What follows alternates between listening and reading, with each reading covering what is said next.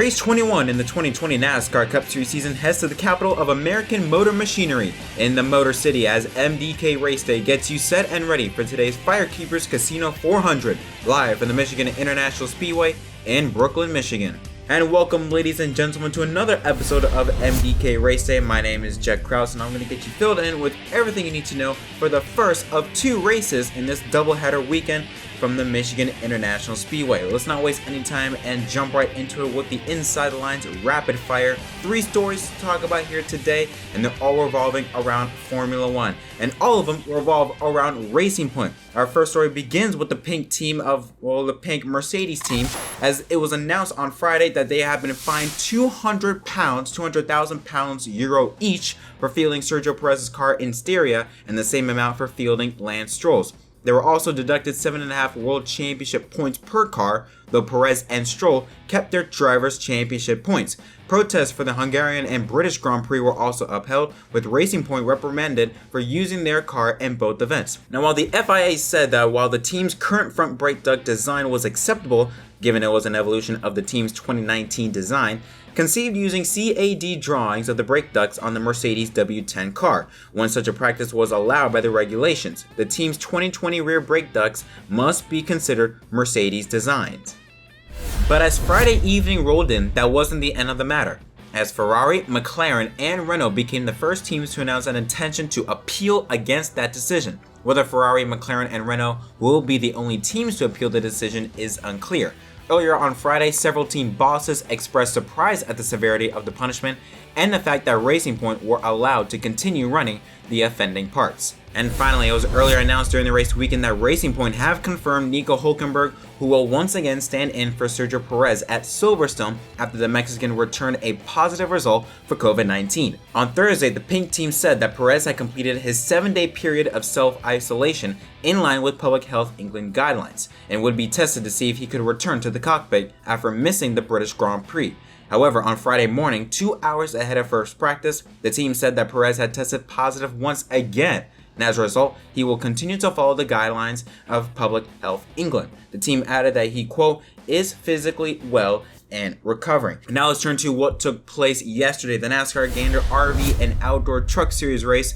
It was an absolute mess. I mean, caution after caution after caution. It was really entertaining and had some really great racing, but near the end, it just was like, for the love of God, just end this race, please. And they did it with a very surprising winner, Zane Smith, on a restart. Grant Enfinger gets turned, made a horrible block, turns himself into John Hunter Nemechek and Austin Hill, and a brilliant move by Zane Smith allowed him to get to first place, bypass Christian Eckes, and he will go on to win his very first Gander Outdoor Truck Series race. Second place, Christian Eckes, and third being the 15 car of Tanner Gray, who was also in contention for his first career Gander RV and Outdoor Truck Series victory. Now let's take a look at the track facts for today's FireKeepers Casino 400. Because it is a doubleheader, originally it was scheduled to run for 400 laps. Now it's going to be run for 500 kilometers or 156 laps. Stage 1 being 40, Stage 2 45, and Stage 3 71 laps. A couple of factoids you might want to know. Michigan is the fastest track in NASCAR due to its wide sweeping corners and long straightaways. Ford is the most successful manufacturer ever at the Michigan International Speedway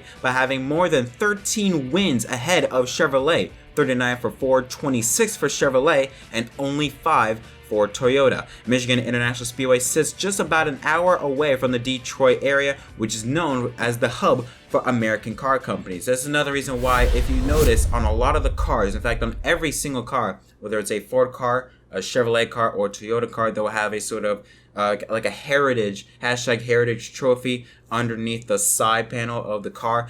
This is sort of to promote the manufacturers that are participating in that race, and they even have a trophy designed for that. And they even have a set of rules to see who is the best of the best. So what they're going to do, because it's a doubleheader, whoever is the manufacturer that finishes first, if let's say if Toyota sweeps race 1 and race 2 today and tomorrow, they're going to obviously take home the Heritage Trophy.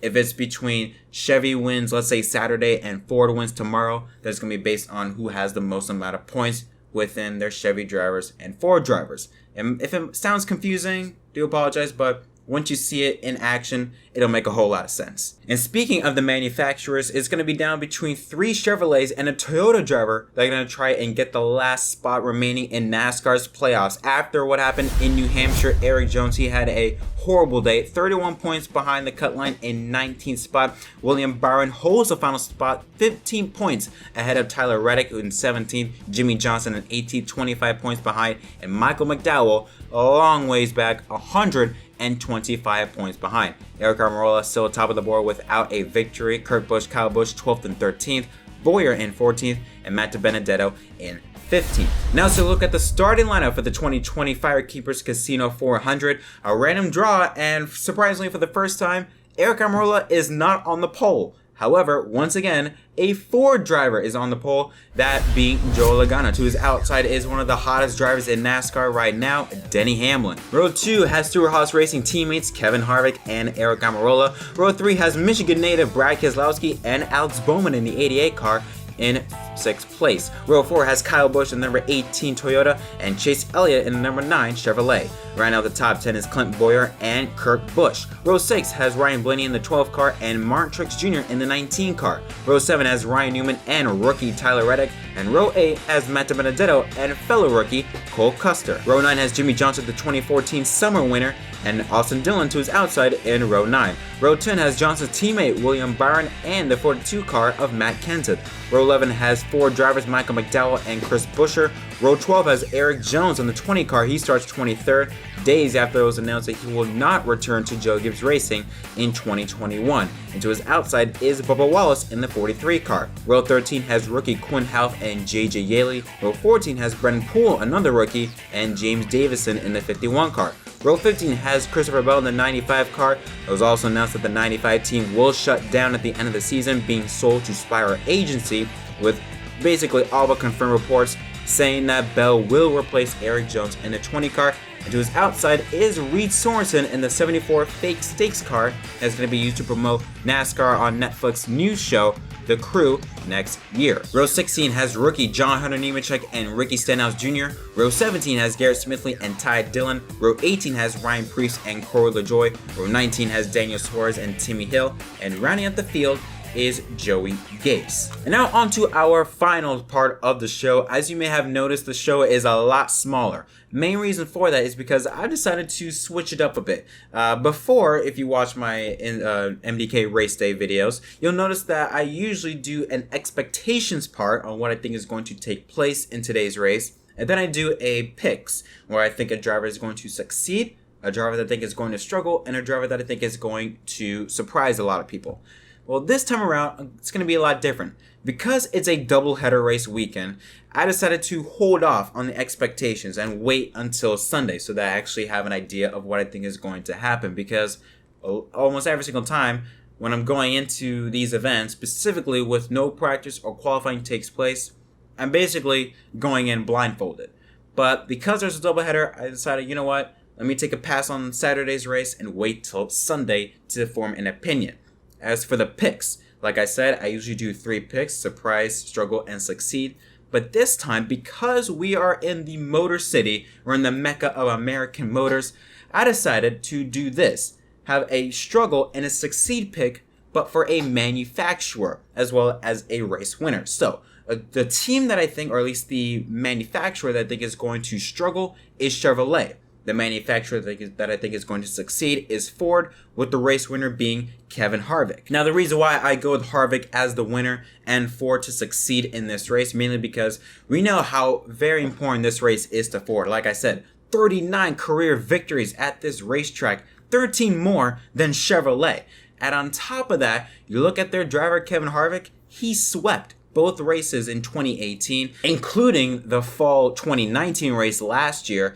And who's the driver that won in the summer of 2019? Oh yeah, it was Joey Logano. They've won the last 4 Michigan races in a row. They have been on fire. As for 2017, those were both won by Chevrolets, being Kyle Larson, but Larson's not here, so tough break for Chevy, I guess. But no, for real, Ford has dominated Michigan, specifically as of late, and they have been, in my opinion, the overall best team, or the best manufacturer this season. You look at Toyota, and I know they really only have one team, but when you really look at it, even at Joe Gibbs Racing, only 2 drivers have had any success, and that's Truex and Hamlin. But even with that, Truex, he has been that type of driver, specifically as of late.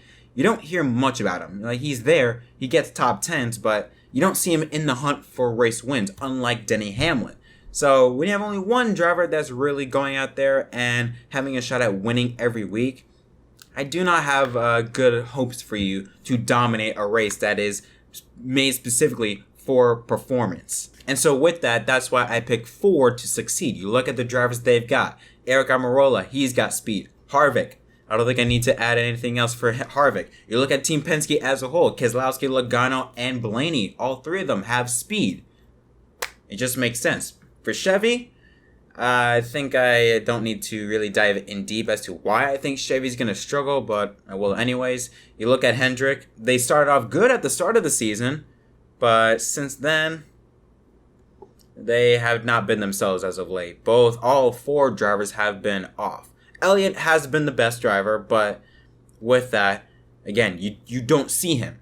You know, every once in a while he'll get a top 10 or even a top 5 finish, but you really don't see him up there challenging for wins or even challenging for top 4 finishes for that matter. I don't need to talk about Johnson, Boyer, Byron, and Bowman. That's a whole nother bag of worms. They're in a much worse position.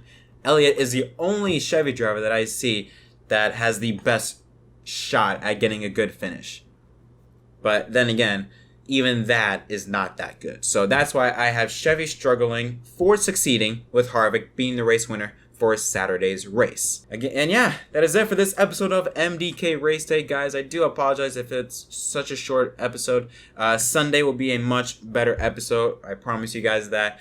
Yeah, tell me what you guys thoughts in the comment section down below. Who do you think is going to win? Who do you think is going to struggle in this race? Do you think Chevrolet is going to come out of nowhere and just dominate today's race? Or do you think the usual will take place and Ford goes out there and dominate? Again, leave all your suggestions down below.